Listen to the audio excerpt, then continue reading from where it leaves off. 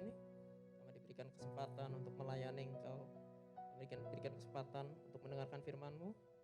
Tuhan berkati pada hari ini Tuhan. Berkati hamba-Mu juga Tuhan. Biar apa yang hamba-Mu katakan, biar apa yang hamba-Mu ingin sharing, itu bersuara lebih keras dari suara apapun yang ada di telinga kami.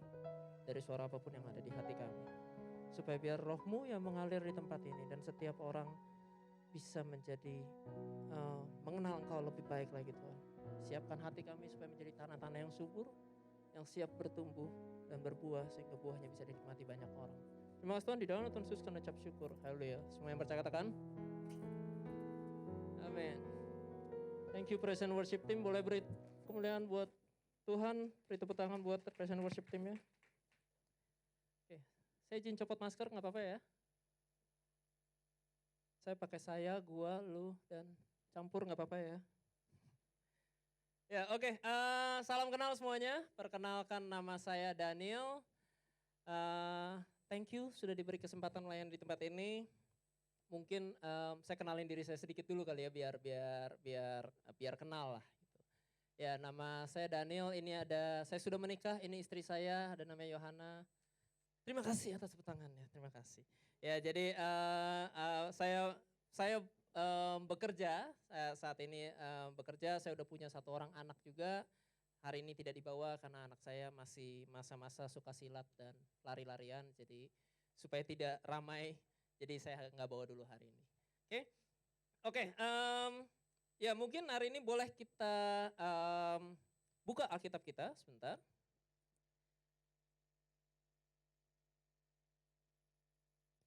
Boleh Alkitab buku, Alkitab handphone, apapun bebas.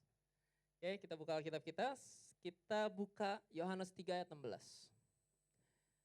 Saya rasa ini ayat hafalan seluruh orang Kristen ya, kebanyakan ya, pasti udah pernah dengar semuanya. Ya, udah dapat semuanya? Udah dapat bilang amin?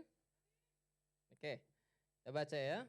Yohanes 3 ayat 16, karena begitu besar kasih Allah akan dunia ini, sehingga ia telah mengaruniakan anaknya yang tunggal, supaya setiap orang yang percaya kepadanya tidak binasa, melainkan beroleh hidup yang kekal.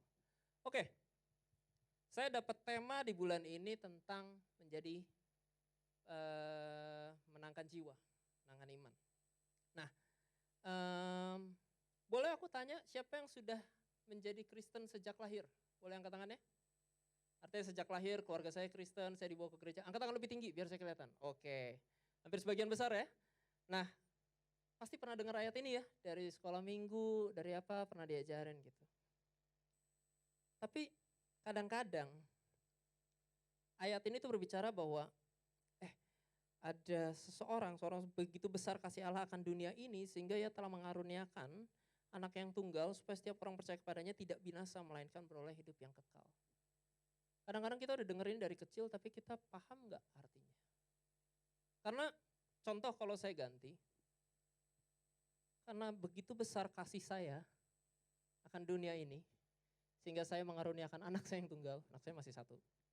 Supaya kalian semua di sini tidak binasa dan memperoleh hidup yang kekal. Kalian percaya gak? Kalian kenal saya? Enggak kan? Kalian gak kenal makanan kesukaan saya kerja di mana, apa yang saya lakukan hari-hari saya di rumah seperti apa, saya di pekerjaan seperti apa. Dan kesibukan saya setiap harinya kalian gak tahu. Dan bagaimana kita bisa bilang kita pengen memenangkan jiwa kalau kita sendiri gak ngerti artinya ayat ini. Banyak sekali dari kita sudah menjadi Kristen dari kecil dan saya termasuk salah satu orang yang saya Kristen dari lahir. Itu saya Kristen dari lahir, keluarga saya dulunya pertamanya Buddha, terus pindah ke Katolik, terus pada saat saya lahir mereka pindah ke Kristen. Saya juga nggak ngerti kenapa, tapi intinya saya sudah Kristen dari kecil. Zamannya dulu TV Indosiar kalau hari Minggu semua ada film anak-anak Doraemon dan lain-lain. Saya tidak bisa menikmati itu karena saya dipaksa ke gereja. Saya sudah merasakannya. Keluarga hari Minggu paksa ke gereja dan lain-lain. Saya dari kecil di sana. Tapi meskipun saya sudah mendengarkan firman Tuhan dari kecil, saya tahu ayat-ayatnya, saya hafal kadang-kadang ayatnya, tapi bukan berarti saya bisa mengerti, saya bisa memahami, apalagi saya bisa menceritakan ke orang lain. Ya. Ketika kita mendengar tentang, oke, Bulan ini kita akan memenangkan jiwa-jiwa, kita pengen jadi berkat buat banyak orang supaya makin banyak orang kenal sama Tuhan melalui Roh Kudus. Dan segala kalimat lainnya, segala cerita lainnya. Tapi kalau saya sendiri tidak kenal, saya rasa akan percuma. Betul ya? Nah, di hari ini saya cuma punya 3 poin sebenarnya. Saya langsung tulisin. Kelihatan nggak? Belum, memang baru 1 huruf soalnya sebentar ya. Maafkan tulisan saya yang bagus.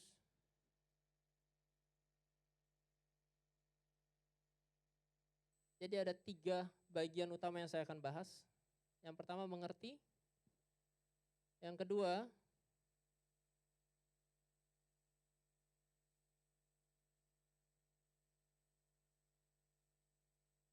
menghidupi. Yang ketiga,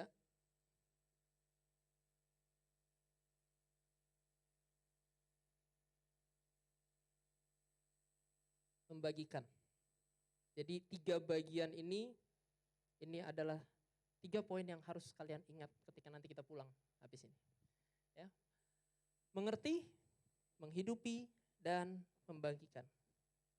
Seperti yang tadi saya bilang, bayangkan kalau suatu hari kita datang ke teman kita tahu dia belum kenal sama Tuhan, kita pengen bawa dia kenal sama Tuhan. Terus kita datang dengan ayat tadi.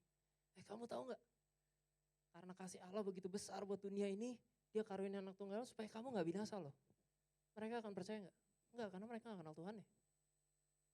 Mereka nggak masuk gitu loh, nggak masuk akal. Nah, apa yang sebenarnya kita perlu lakukan? Nomor 1 yang mengerti dulu adalah di Yohanes 14 ayat 16. Boleh kita buka sama-sama? Tidak kebuka, sebentar ya. Yohanes 14 ayat 16. Saya bacain ya.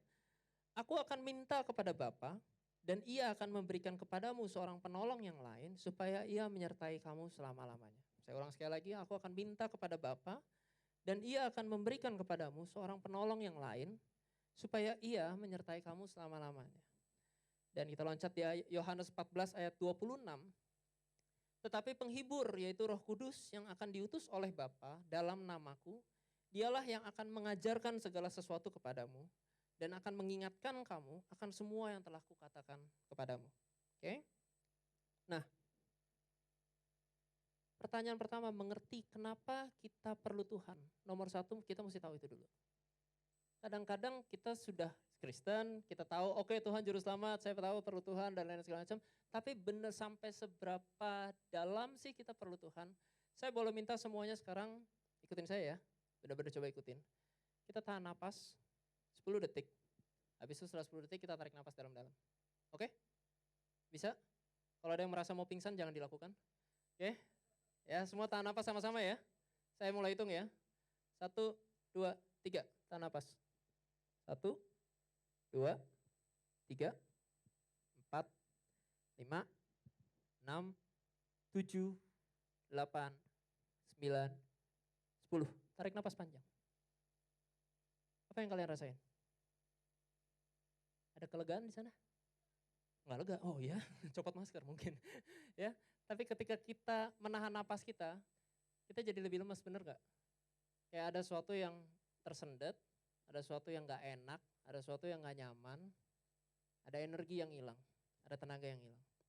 Tapi ketika kita tarik nafas dalam-dalam, semua kayak pulih. Ada energi yang masuk. Kita jadi punya tenaga, ada darah mulai ngalir, kerja, semua organ tubuh kita berasa lebih dalam. Kalau kalian tahan nafas lebih lama lagi, tadi lebih dari 10 detik, kalian akan merasakan ketika tarik nafas itu leganya setengah mati. Betul ya? Nah, Roh Kudus itu adalah dalam bahasa Ibraninya, itu disebut paling common disebut katanya ruah. Ruah itu artinya breath of life. Atau biasa in common sense-nya mereka banyak yang bilang itu sebagai energi, itu sebagai nafas, itu sebagai udara. Apa arti Roh Kudus buat hidup kita? Itu sepenting nafas kita. Sepenting itu.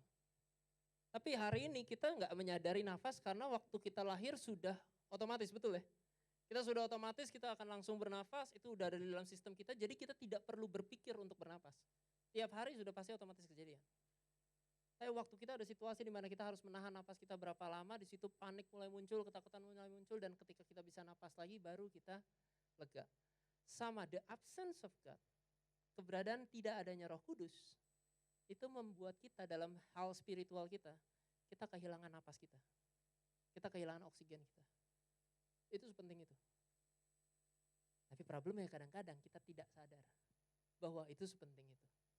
Karena kenapa? Saya nggak napas sebentar, kayak tadi di detik ketiga saya nggak napas, nggak kenapa-napa. Betul ya? Tidak ada, saya nggak langsung pingsan. Kalau saya sekali tahan napas 2 detik terus saya pingsan, saya akan ketakutan nggak? Oh saya benar-benar butuh nih. Tapi kadang-kadang baru sebentar nggak kenapa-napa.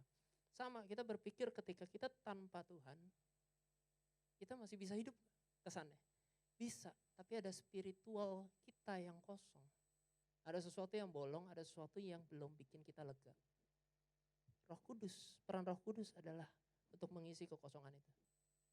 Ya. Banyak function Roh Kudus, ada yang bilang bahwa dia penghibur, penolong, support dan lain-lain segala macam, dan yes, itu hasil karyanya Roh Kudus. Tapi before everything else, Roh Kudus itu benar-benar napas buat jiwa kita. Napas buat roh kita. Jadi sebelum kita pergi dan beritakan Injil ke orang-orang, kenapa kamu perlu Tuhan dan lain-lain. Hari ini pertanyaan kita nomor 1 adalah, saya sendiri sudah bernafas? Belum. Saya sendiri sudah menerima Roh Kudus dalam hati saya? Belum. Karena itu adalah salah satu elemen yang paling penting. Tanpa itu bakal jadi sesuatu yang hilang. Boleh aku minta Michael, boleh aku minta ininya? Props. Oke.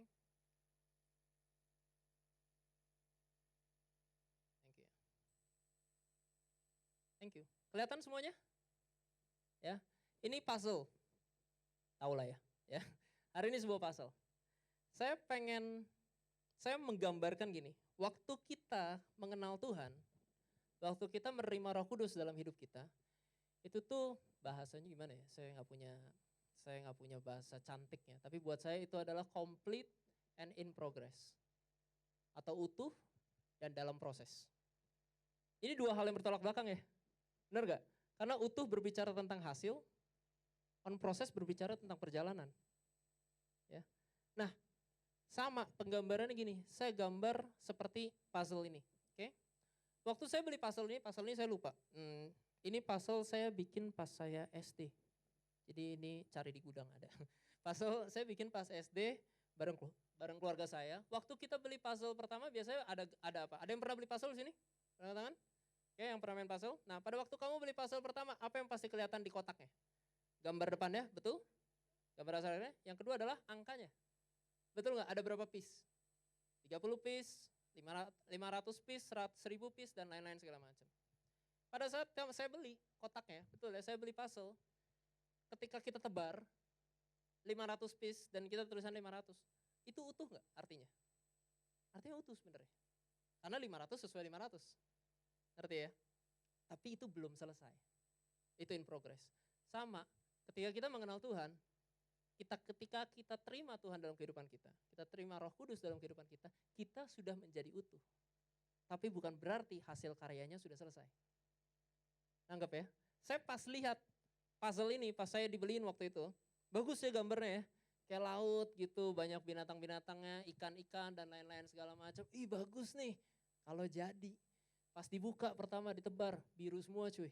Pusing kan lihatnya kan, kayak ini biru semua, pasang satu-satu gitu. Akhirnya kita selesain, saya lupa 4 hari, 5 hari. Sampai ini masih 400-an. Saya terakhir masih sering main yang 1000. Tapi sekarang udah gak pernah lagi. Gitu. Cuman pada saat lihat gambarnya bagus, tapi pada saat ditebar berantakan.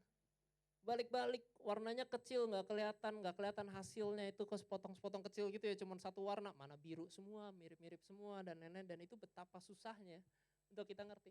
Nah, sama ketika kita terima Tuhan, ingat loh, kita masih work in process. Bukan berarti saya terima Tuhan, zoom besokannya saya menjadi orang yang luar biasa hebat, yang luar biasa sempurna, yang luar biasa nggak ada cacat celah. Kenyataannya sampai hari ini saya masih banyak cacat celah. Kenyataan sampai hari ini saya masih banyak kekurangan karena saya masih work in process. Saya masih ada kerjaan yang saya harus selesaikan. Kapan saya bisa lihat gambar ini hasil akhir ini? Ketika waktu saya dipanggil ke surga. Ketika waktu saya di dunia ini udah habis. Baru gambar ini kelar. Tapi pada saat masa kita menjalani hidup kita, Kadang-kadang kita nggak bisa lihat hasil akhirnya dari gambar ini. Yang kita tahu cuma di firman Tuhan dibilang kayak oke, Tuhan punya rencana, nggak ada rancangan kecelakaan buat kita, pasti rancangannya baik, kita penuh damai sejahtera dan lain-lain. Tapi belum kelihatan. Pas saya susun, pas kamu bikin ini, pas kamu susun puzzle, itu pas pertama begitu berantakan. Pas kamu susun ketemu satu sama satu itu, senangnya luar biasa, bener gak? Ini dari gambar-gambar kecil ini, jadi ikan yang kecil yang cuma 2 puzzle, itu senangnya setengah mati. Gila, ada kemajuan gitu loh. Ada proses-proses kecil, ada hasil-hasil kecil yang bisa dilihat sama saya. Bahwa ini adalah progres. Kehidupan kita seperti itu. Bahwa setiap momen-momen kehidupan kita ada proses-proses kecil yang kita lewatin, sampai suatu hari itu menjadi sebuah gambar yang sempurna. Sebuah gambar yang lengkap. Kenapa kadang-kadang kita sulit memenangkan jiwa? Bukan masalah, oh saya gak pandai bicara, saya masih kecil, saya tidak hebat, dan lain-lain segala macam. Bukan masalah itu. Kadang-kadang masalah utamanya karena orang lihat, yang orang coba lihat adalah hasil akhirnya. Kalau hasil akhir kamu bagus, saya mau ikut kamu. Saya pengen belajar. Hasil akhir kita belum bagus. Jadi kayaknya kadang-kadang susah. Kamu tahu dulu saya selalu bilang kayak gini. Saya sering sekali pas saya ngajak teman saya ke gereja gitu ya. Cobain dulu ke gereja gue gitu. Kapan-kapan join aja atau join komsel gitu segala macam. Terus kalimat dia kayak gini. Ini saya nggak tahu kalian pasti ada temen yang pasti pernah bilang kayak gini. Jangan deh, kayaknya kalau gue ke gereja nanti gue kebakar. Tunggu nanti dulu, tunggu gue beneran dikit baru gue datang. Betul ya? Ada yang pernah dengar kalimat-kalimat ini dari teman-temannya? Itu kalimat standar yang paling sering terjadi, yang saya sering lewatin. Padahal seharusnya gereja adalah tempat buat orang sakit, betul gak? Gereja bukan museum untuk orang-orang yang suci. Gereja harusnya adalah tempat untuk orang-orang yang sakit. Itu Tuhan datang ke dunia kan untuk itu. Supaya orang yang sakit bisa disembuhkan, betul ya? Supaya orang yang mau binasa bisa dibebaskan. Tuhan datang ke dunia untuk itu. Tapi kenapa gereja jadi malah dianggap sebagai museum tempatnya orang-orang baik. Jadi kalau saya kurang baik, saya gak pantas masuk ke gereja. Kamu tahu kenapa kadang-kadang kesalahannya? Karena kadang-kadang ketika kita terima Tuhan, kita dengar khotbah dari pendeta, kita dengar dari sharing gitu. Wah, saya sudah terima Tuhan, berarti saya sudah utuh. Mereka belum kenal Tuhan, mereka belum utuh. Oke, berarti saya harus menyelamatkan mereka. Dan kita jadi dokternya. Ngerti ya, pada saat kita terima Tuhan, kita udah merasa, oke, saya udah jadi dokter. Dan saya datang ke teman-teman saya untuk bilang, ayo kamu sakit, sini ke gereja. Lama-lama jadi saya yang sembuhin, bukan Tuhan lagi.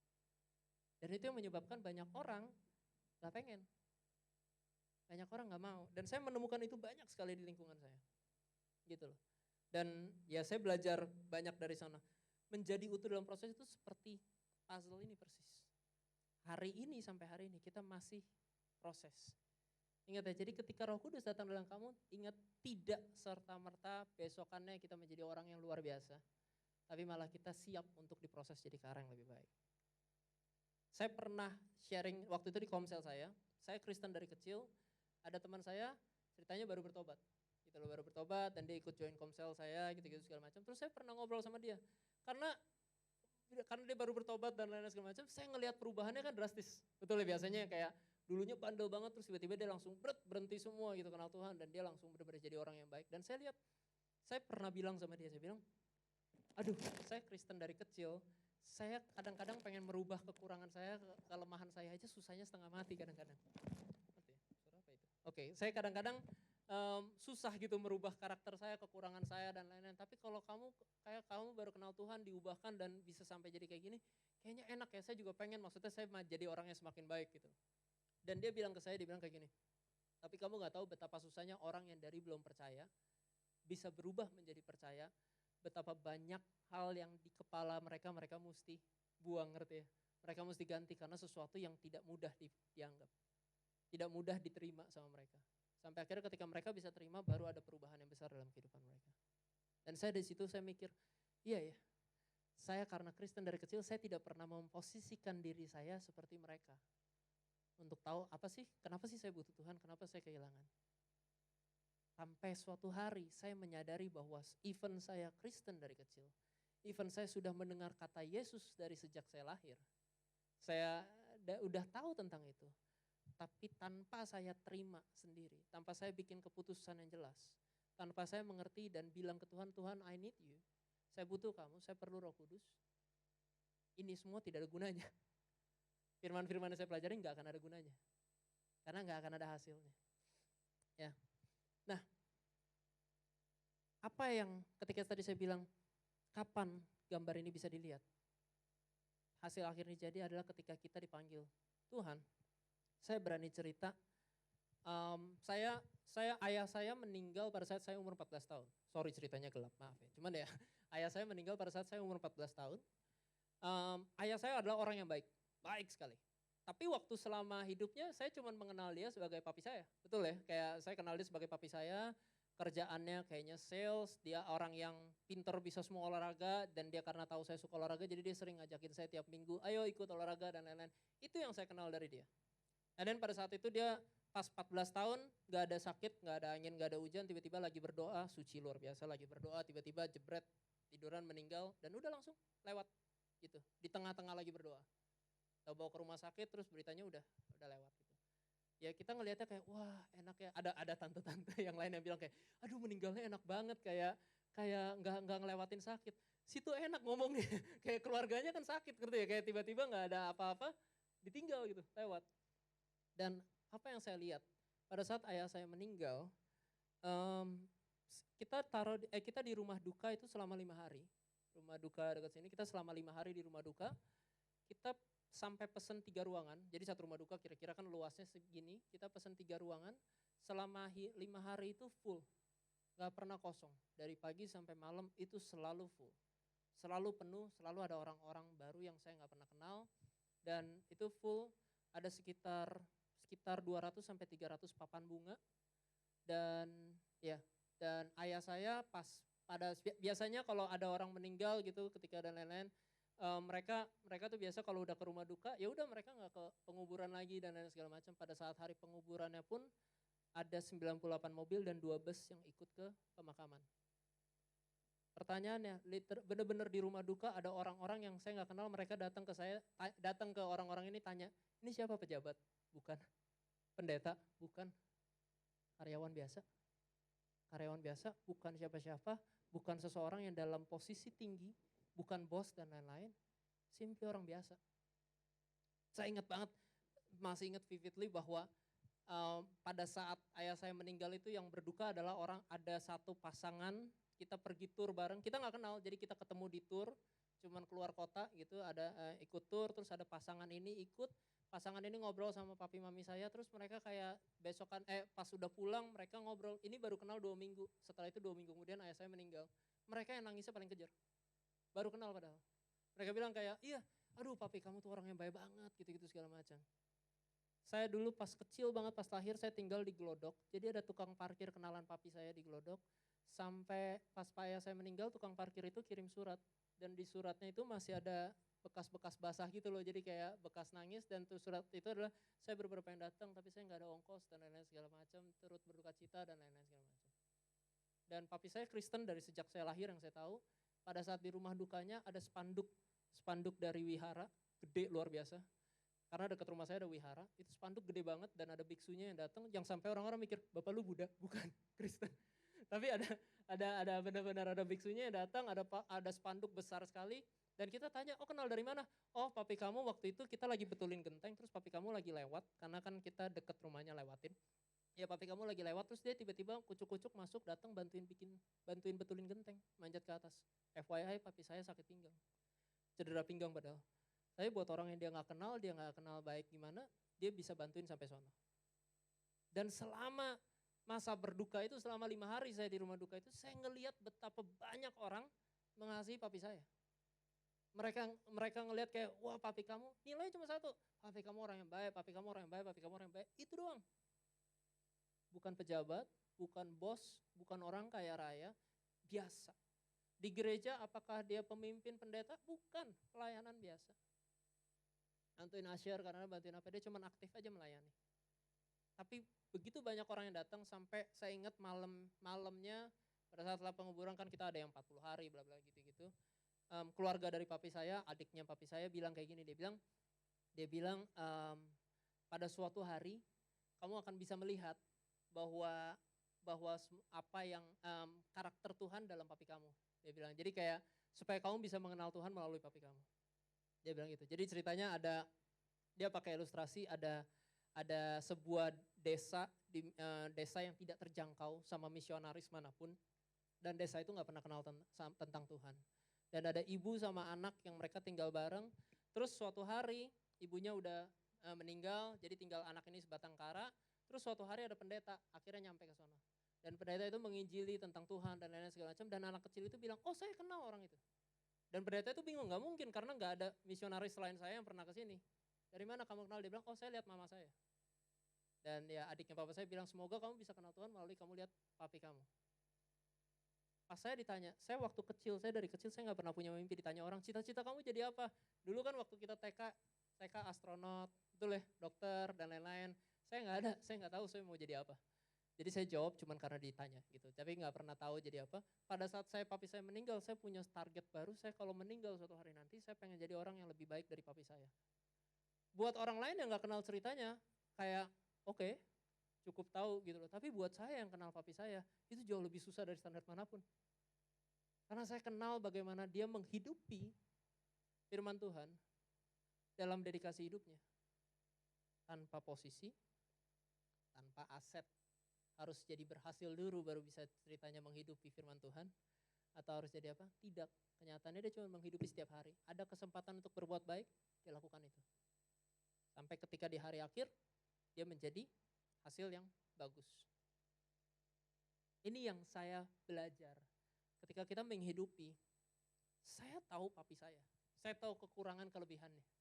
Ngerti ya? Bahkan pada saat ini ada kekurangan kelebihan yang saya bisa ceritain, saya bisa banyak ceritain. Tapi pada akhir hari, yang kita lihat adalah gambar yang bagus, betul ya? Kita lihat aja, akhir hari yang kita lihat adalah hasilnya.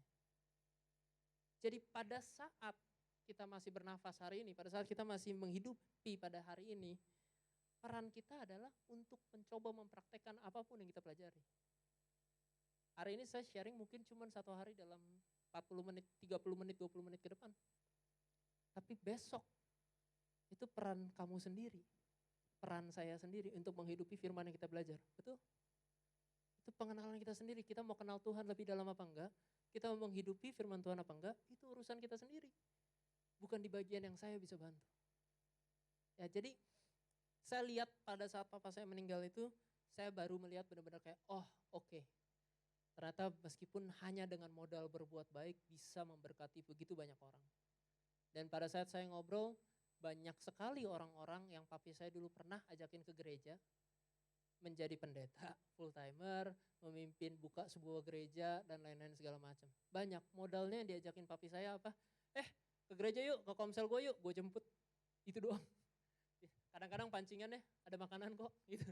Itu kadang-kadang pancingan yang paling mudahnya, tapi dia lakukan itu.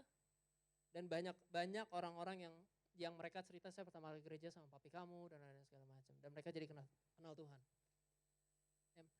Pada saat kita menghidupi nanti akan ada masa praktek di dalam kehidupan kamu dan saya, di mana kita harus mempraktekkan firman Tuhan, dan itu adalah masa yang paling sulit. Gitu loh.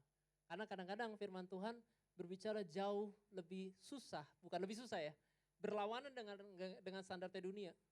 Betul ya, kalau standar dunia kamu ditampar pipi kanan, kalau tendang balik, kalau bisa tendang balik, betul ya, kalau bisa lawan gitu loh. Tapi standar Alkitab, kalau kamu tampar pipi kanan, kasih pipi kiri.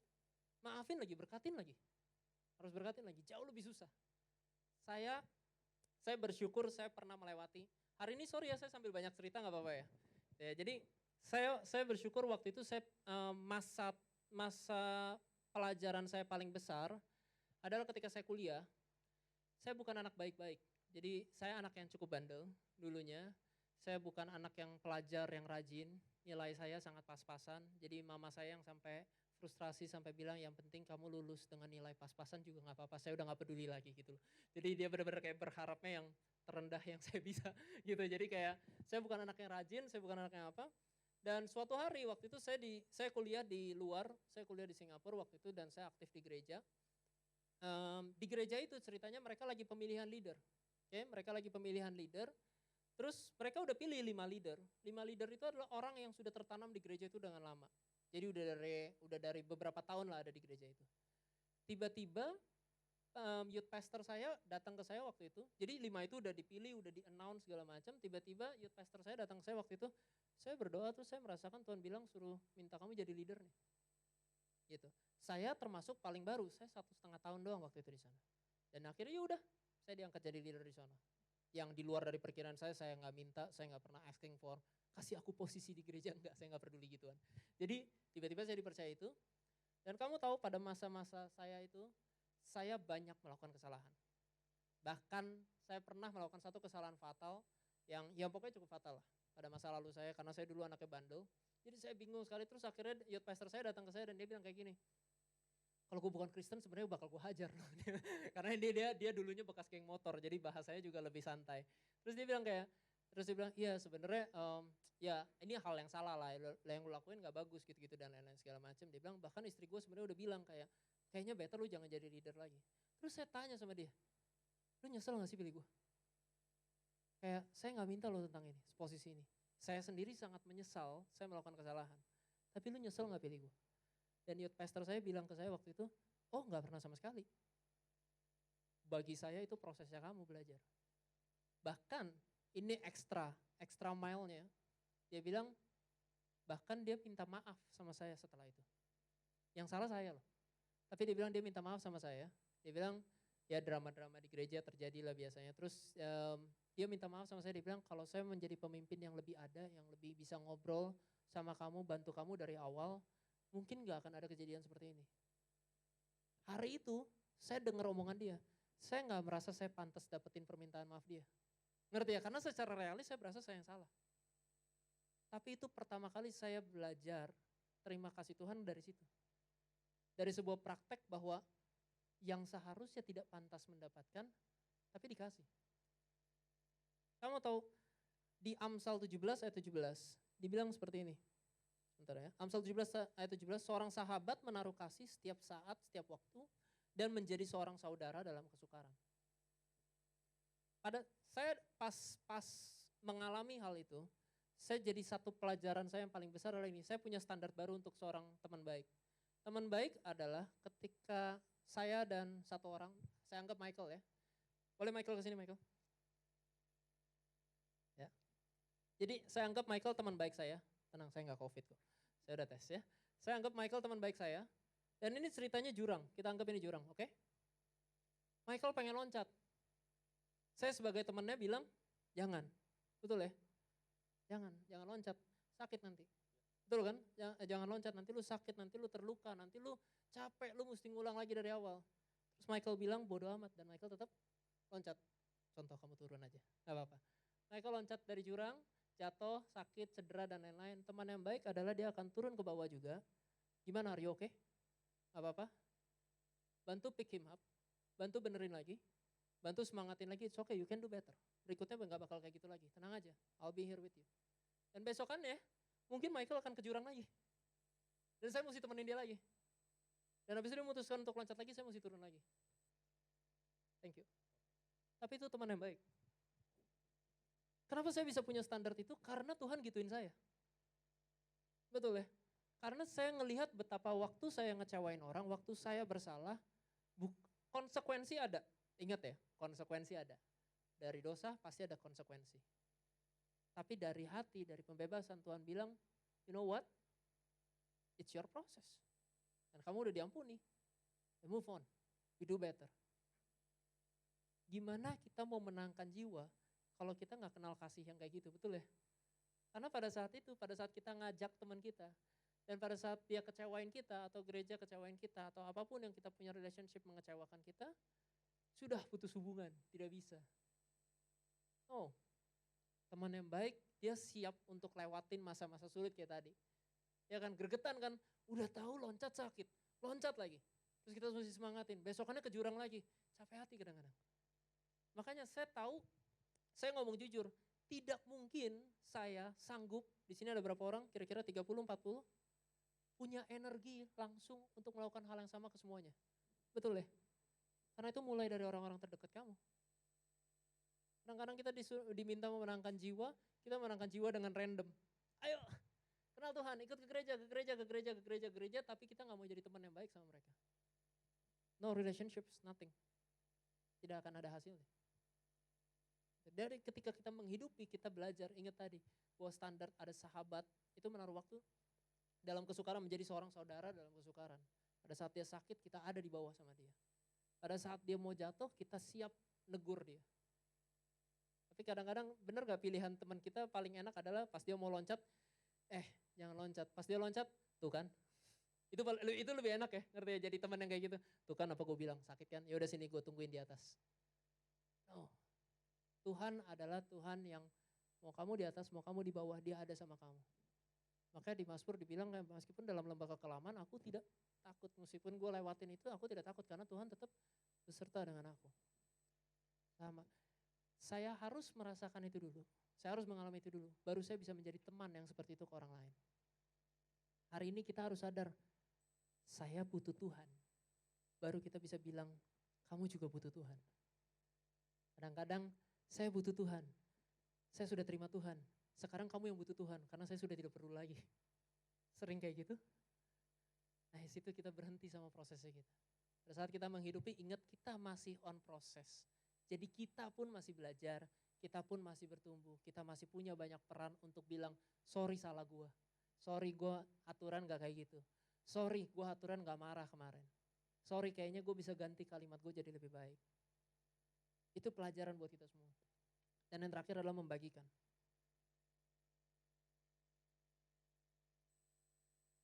Di Galatia 5 ayat 22 sampai 23 tentang buah roh. Sebentar, mana ya? Oke, Galatia 5, tetapi buah roh ialah kasih, sukacita, damai sejahtera, kesabaran, kemurahan, kebaikan, kesetiaan, kelemah lembutan, penguasaan diri, tidak ada hukum yang menentang hal-hal itu.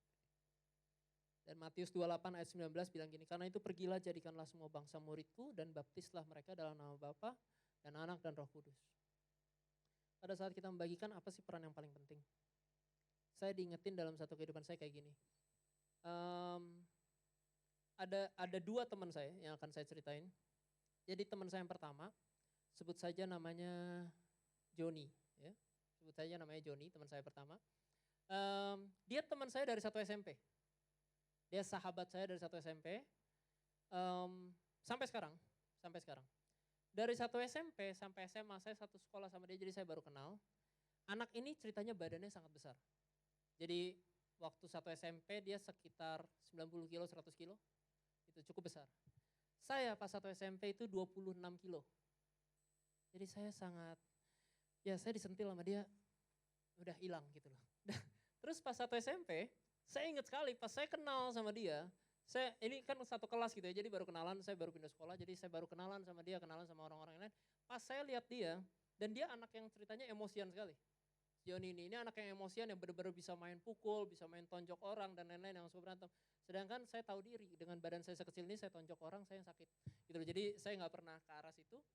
Tiba-tiba dalam hati saya berasa kayak, oke, stay with this person, suatu hari dia akan kenal Tuhan. Satu SMP. Jadi jangan berpikir hari ini, saya masih kecil, saya belum dipanggil Tuhan. Tidak ada hubungannya. Kadang-kadang ada suara Tuhan yang berbicara pada saat kamu umur berapapun. Dan satu SMP, ada kalimat seperti itu yang keluar di hati saya yang bilang kayak, hey, stay sama orang ini. Suatu hari dia akan kenal sama Tuhan. Teman saya yang Joni itu agnostik. Agnostik itu ya kalau ateis tidak percaya keberadaan Tuhan, agnostik itu ya percaya ada Tuhan tapi tidak masuk ke agama manapun, ya udah kayak oke, Tuhan ada, cukup tahu, selesai. Dan teman saya ini, Joni ini agnostik. Saya selama 1 SMP sampai 3 SMA, saya nggak lebay ya, 1 SMP sampai 3 SMA, setiap hari saya main basket sama dia. Setiap hari. Nggak pernah miss 1 hari pun. Setiap hari kita ada istirahat panjang, itu saya main basket sama dia. Jadi kita hangout terus gitu loh, hangout terus. Meskipun kelasnya berbeda, pokoknya pas jam istirahat saya pasti ketemu dia di lapangan basket dan kita main bareng. Dari 1 SMP sampai 3 SMA, 6 tahun tuh. Bisa kali berapa banyak saya ketemu sama dia, opportunity-nya. Pas kuliah dia tanya saya, bro, lu bakal kuliah di mana? Kayaknya di Singapura. Kuliahan apa? Ini. Ikut deh. Udah. Nggak ada, tanpa ada alasan yang jelas dia ikut aja saya. Kuliah di Singapura bareng saya di kuliah yang sama dan dia tinggal di tempat tinggal saya.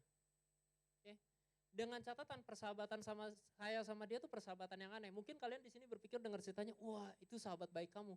Enggak, karena kita sifatnya sangat bertolak belakang, ngerti ya? Jadi saya banyak cekcoknya, saya banyak gak cocoknya sebenarnya gitu loh. Dan bukan masalahnya dia, saya pun juga bukan jadi teman yang baik buat dia. Saya ngomong jujur dari sekarang, saya juga bukan sebuah teman yang jadi contoh sama dia. Suatu hari pokoknya dia mami saya lagi ke Singapura, ada konser waktu itu Hillsong kalau nggak salah di Singapura. Terus mami saya bilang kayak, Ken ikut aja. Terus karena mami saya ngomong dia nggak berani nolak. Terus akhirnya dia ikut aja. Terus dia ikut, dia dengerin, dia nonton, ya udah. Habis itu pulang tidak terjadi apa-apa. Dan suatu hari pokoknya dia punya pacar, terus putus pacarnya. Putus sama pacarnya, terus dia berdoa, dia terima Tuhan. Gue dari satu SMP cuy sama dia. Ceritain tentang gereja, ayo ikut ke gereja yuk dan segala macam, nggak pernah. Putus sama pacarnya, ketemu Tuhan. Kadang-kadang dunia tidak adil ya, gitu loh, kayak mind blowing.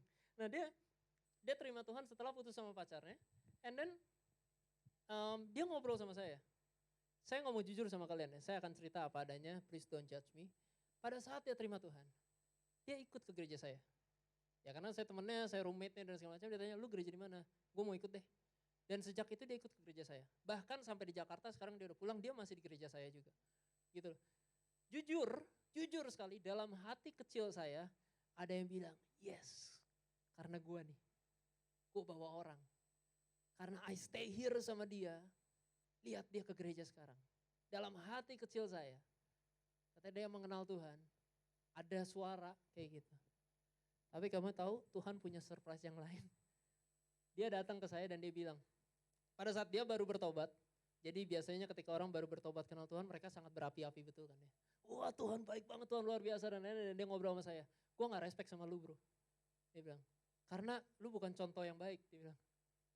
Kayak dia anak yang pinter sekali. Jadi meskipun dia bandel tapi pinternya luar biasa. Dia nggak belajar dapat nilai 8, saya nggak belajar dapat nilai 4 konsisten.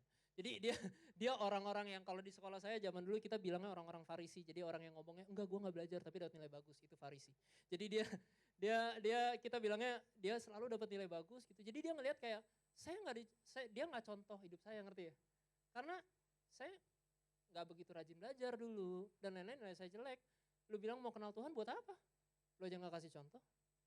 Jadi pada saat dia bilang kayak gitu, dia bilang iya gue gak respect sama lu bro. Karena lu A, B, C dia sebutin segala macam. Dan itu teman saya dari satu SMP.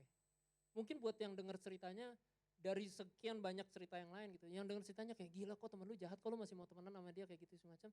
Tapi buat saya, itu wake up call di hati saya, orang itu kenal Tuhan bukan karena saya loh. Ngerti ya, karena kebaikan Tuhan loh. Saya cuma alat. Saya cuma disuruh Tuhan stay sama orang itu, suatu hari dia akan kenal Tuhan. Jadi saya cuma menonton, menyaksikan bahwa betapa Tuhan bekerja sama hidup dia. Sampai hari ini dia jadi pemimpin di gereja saya. Dia khotbah di tempat saya. Dia mimpin dan melakukan hal-hal lain. Saya cuma menonton dan bukan karena kuat gagah saya. Ngerti ya?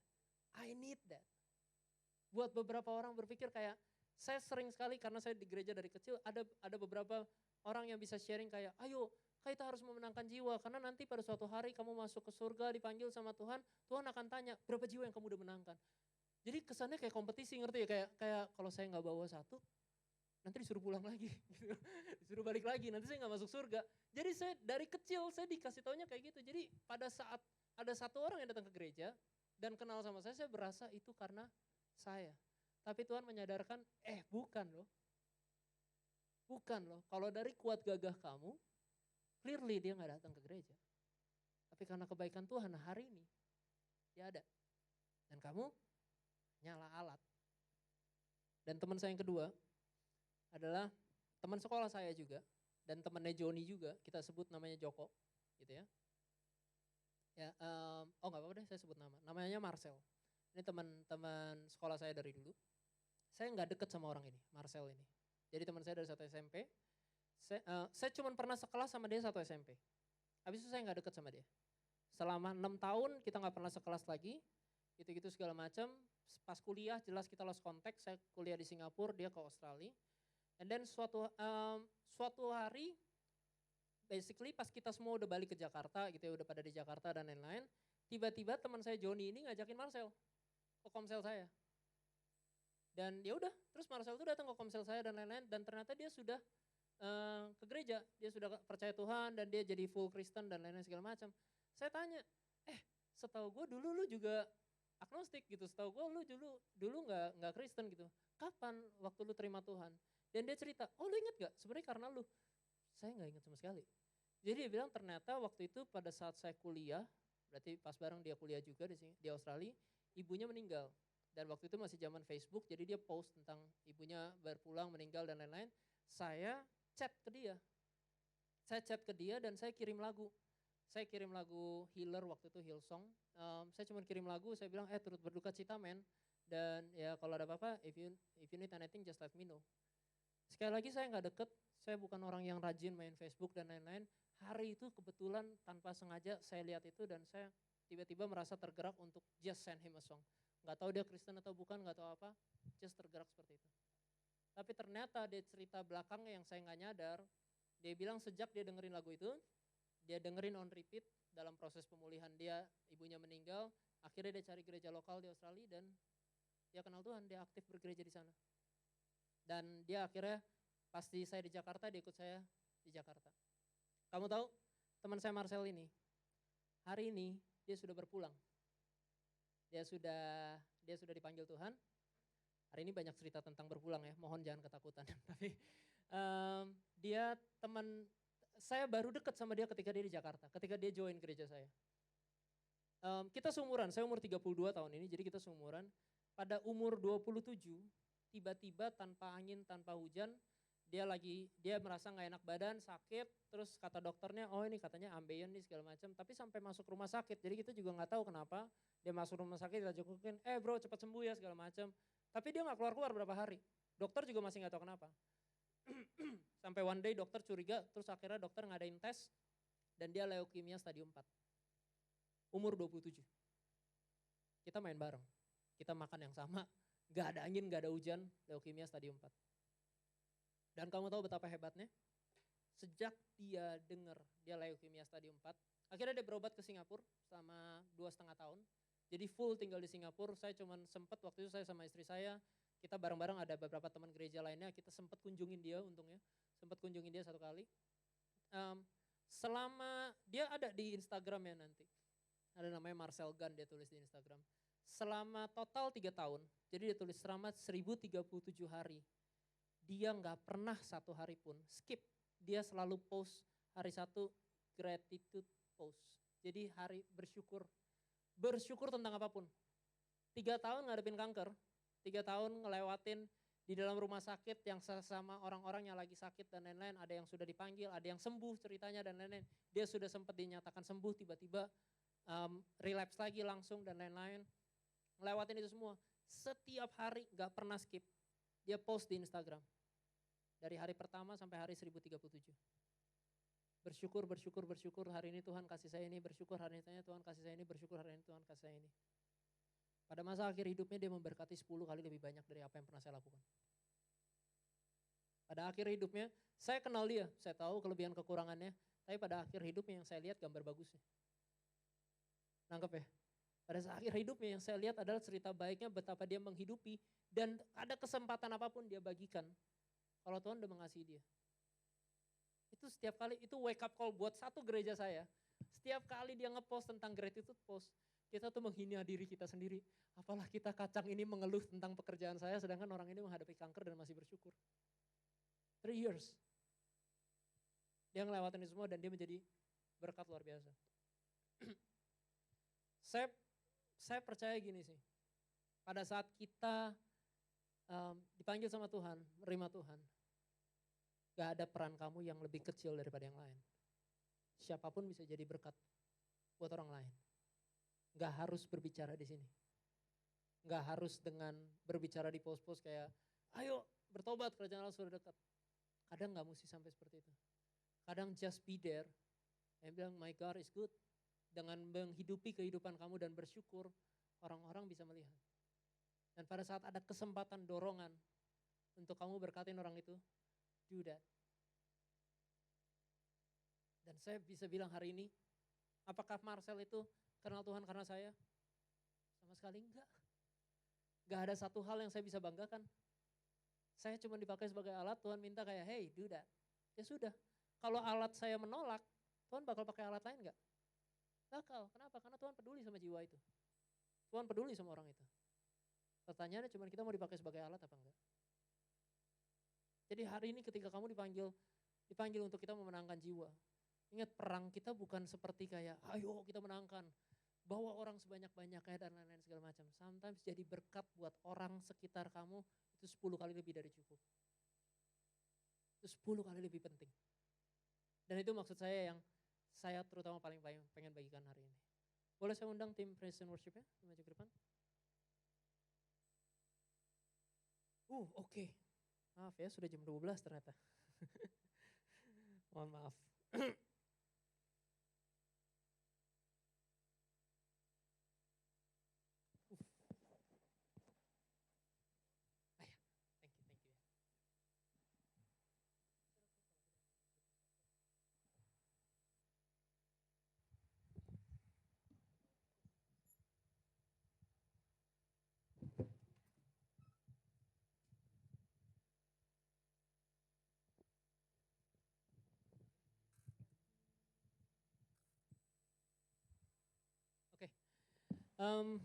Boleh aku undang semua untuk bangkit berdiri? Kita mau sama-sama worship terakhir sebelum ini.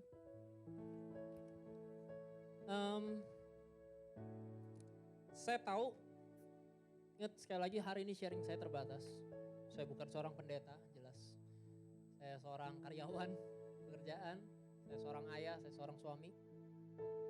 Saya tahu apa yang saya ceritakan mungkin terbatas. Tapi saya percaya firman Tuhan itu gak pernah terbatas, betul. Apapun masalah yang kita lagi lewatin hari ini, apapun keadaan yang kita lagi lewatin hari ini, saya cuma pengen bilang Roh Kudus itu ada buat kamu. Buat kita dulu. God is working for me, through me, and with me. Tuhan bekerja untuk saya, bersama saya dan melalui saya.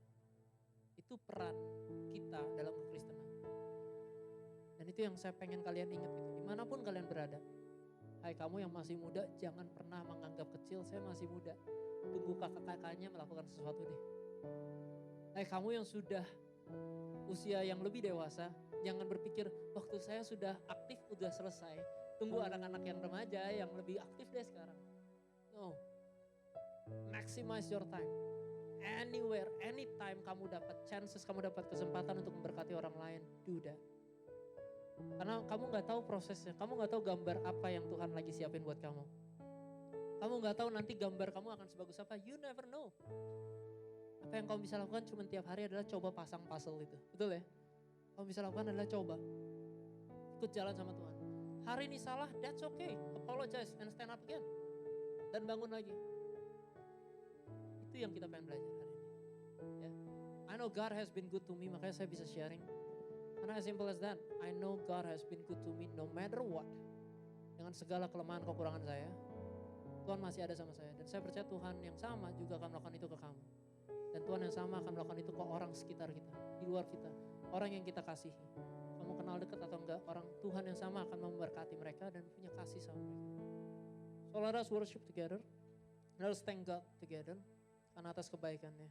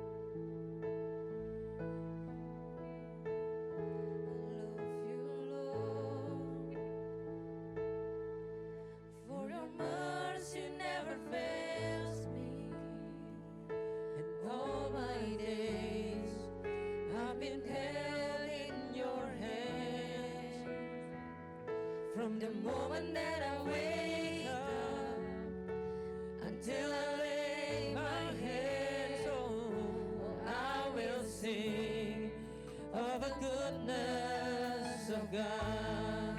All my life, all my life you have been faithful. All my life you have been faithful.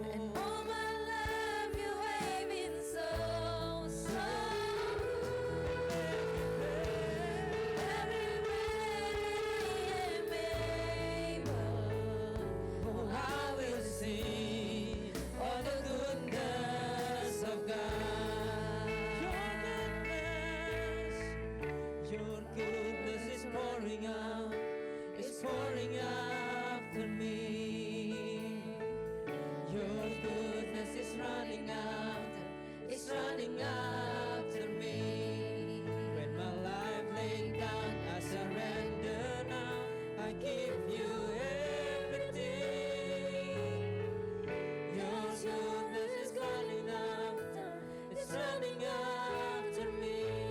Sekali lagi kita nyanyikan. All my life. And all my life you have been faithful. All my life, oh. And all my life you have been so, so good. With every breath that I am able, oh, I will sing of the goodness of God. Bapak kami bersyukur sekali lagi Tuhan atas berkat-Mu pada hari ini Tuhan. Hamba-Mu telah selesai berbicara. Tapi aku berdoa Tuhan supaya Roh-Mu yang berbicara pada setiap dari hati kami Tuhan. Bahwa Engkau ingin memakai kami untuk menjadi perpanjangan tangan-Mu Tuhan. Oh, pada hari ini kami ingin menerima Engkau, kami ingin memanggil Engkau kembali Tuhan. Kami ingin membangun hubungan yang lebih dekat sama Engkau. Bentuk proses kehidupan kami Tuhan, supaya kami bisa enjoy each of our process. Dalam kesalahan, kelemahan kami, Engkau kuat dan Engkau ada bersama kami Tuhan. Dalam kekuatan kami, Engkau ada karena Engkau ada Tuhan. Jadi kami ingin meletakkan segala kehidupan kami di dalam tangan-Mu, sebab kami percaya Engkau yang akan memakai kami. Kami percaya Tuhan, biar Engkau yang berkati gereja ini, setiap kursi-kursi yang kosong, biar Engkau yang memberkatinya, biar itu terisi oleh orang-orang yang haus akan Engkau. Supaya setiap jemaat di tempat ini bisa menjadi berkat dimanapun mereka berada. Di rumahnya, di sekolahnya, di pekerjaannya. Kami percaya Engkau punya rencana yang lebih besar dari apa yang pernah kami bayangkan dan apa yang pernah kami pikirkan. Dan itu yang kami percaya Tuhan. That you have been so good to me, you have been good to us, and you will be good to each people yang kami kenal, yang kami kasihi. Thank you God, in Jesus name we pray. Amen. Oke teman-teman, dipersilakan duduk.